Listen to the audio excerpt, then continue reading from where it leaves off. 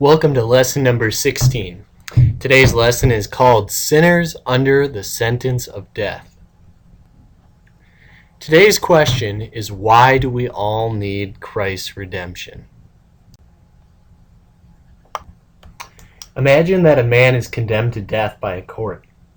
The judge's sentence states that the man's hands and feet will be shackled, his eyes blindfolded, and he will be taken by helicopter to the middle of the Sahara Desert.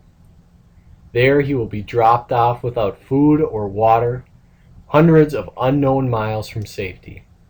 There is no chance that the man could save himself from the consequences of his sin. Our sins place us under a sentence from which we are unable to free ourselves. Today's church words are original sin. Original sin is the sin that we inherit from our parents. It's almost like a disease, it just gets passed on. From the time we're conceived, we have original sin. The next church word is actual sin, which means the sins that we are daily committing.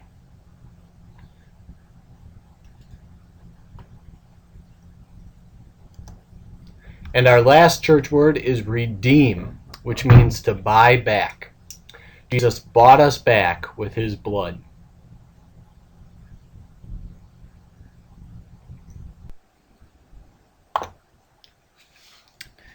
Genesis 1 verse 27 says, "So God created mankind in his own image. In the image of God he created them, male and female he created them." What does it mean to be created in the image of God? It means that man and women were created perfectly. They were holy, just as God is holy. And they knew God's will and were able to agree perfectly with his will. Later on in Genesis, we hear the account of the fall into sin. When Adam and Eve were tempted by Satan, ate of the fruit, and lost the image of God. Romans chapter 5 verse 18 tells us that we all suffer from the consequence of Adam's sin. Romans chapter 5 verse 18 says, "Consequently, just as one trespass resulted in condemnation for all people, so also one righteous act resulted in justification and life for all people." The guilt of Adam's sin has passed all of us. We are all guilty of sin and are condemned to death because of Adam's sin. Genesis chapter 5 verse 3 tells us that we were born differently than Adam. Genesis 5 verse 3 says, "When Adam had lived 130 years, he had a son in his own likeness, in his own image, and he named him Seth." Adam's children were no longer in the likeness of God, but they were in his own likeness. That brings us to our first takeaway, which is all people are guilty from birth. We all start out with original sin that has been passed down like a disease, beginning with Adam and all the way to your parents, and then to you. But our sin goes even deeper than that. Romans 3 verse 23 says, "All have sinned and fall short of the glory of God."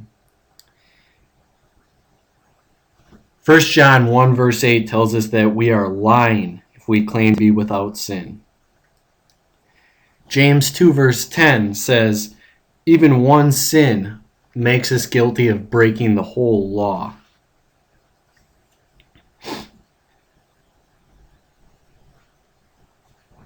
So, we all do evil every day. The question is, where does that evil come from? Matthew chapter 15 verse 19 answers that for us.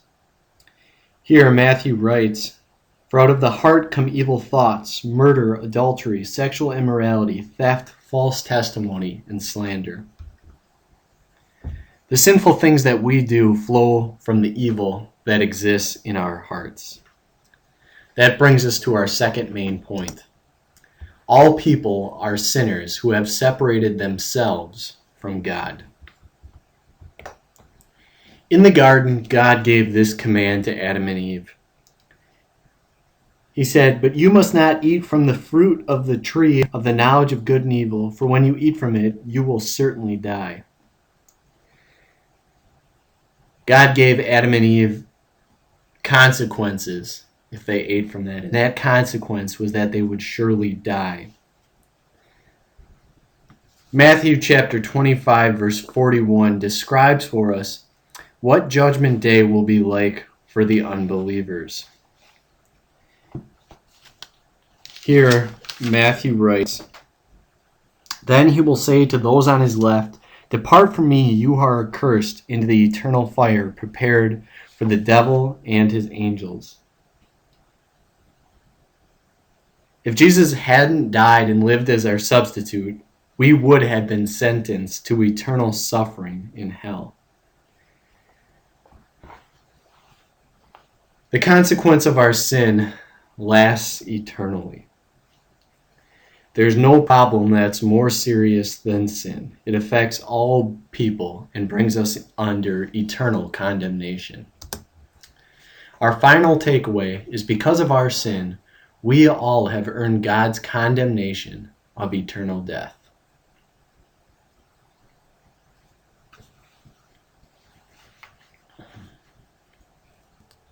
Our key passages for today are Romans chapter 5, verse 18, Romans chapter 3, verse 23,